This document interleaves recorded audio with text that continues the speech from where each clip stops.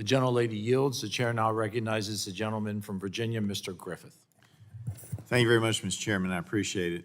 The EPA published its coal combustion residual rule on coal ash disposal and on expanding jurisdiction to all CCR ponds with a standard that only allows for closure. Isn't that correct? I'm sorry, could you repeat Sure. that, sir?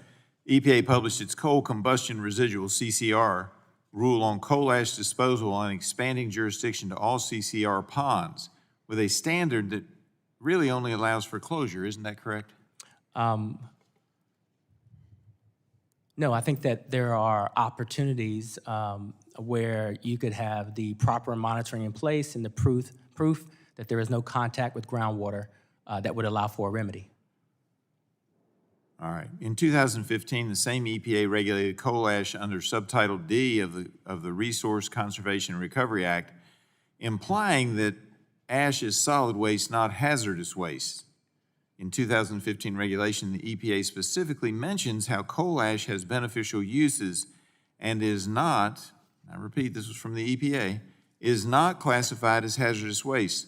So why would you restrict other uses in the 2024 rule by only requiring closures or this system where you have it completely shut off from any contact with water? Well, I think we have the science that proves, like in my home state of North Carolina, where this coal ash was not properly disposed of. We've seen the contact, we've seen the consequences to groundwater and drinking water. So the science proves that when you have the leaching of this coal ash into drinking water, groundwater, that it definitely impacts public health, and especially those neighborhoods and communities that are in close contact to these coal ash facilities. Do you anticipate any enforcement actions against coal ash users who buy coal ash from CCR impoundments?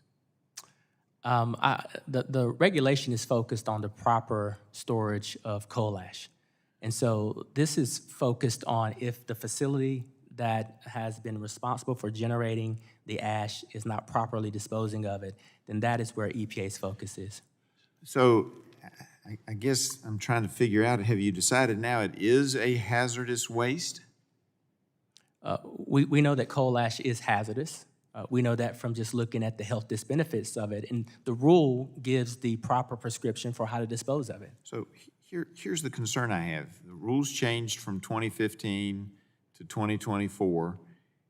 If it is considered hazardous, then does everyone who has a product like a cinder block building that was built out of cinder blocks that used coal ash, do they need to be worried about liability or abatement because they come into contact with water? No. Abatement or worry about that product having to remove it like you do with asbestos? No, that product has gone through a process that has stripped or removed most of the toxics or potentially all of the toxics from it. So those byproducts are not what we're regulating. We're regulating that raw ash that has been improperly stored for a number of years.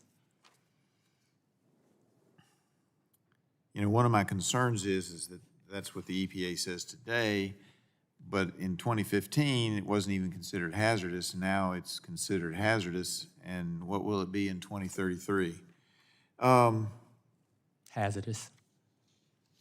It'll be hazardous, but what about those people with the cinder blocks? I'm just saying, I think the rule, if I had a cinder block building, and I do, I might be worried about that. Do you all intend for companies to have to amend their closure plans for existing units which were required to be developed years ago in order to meet the new rule?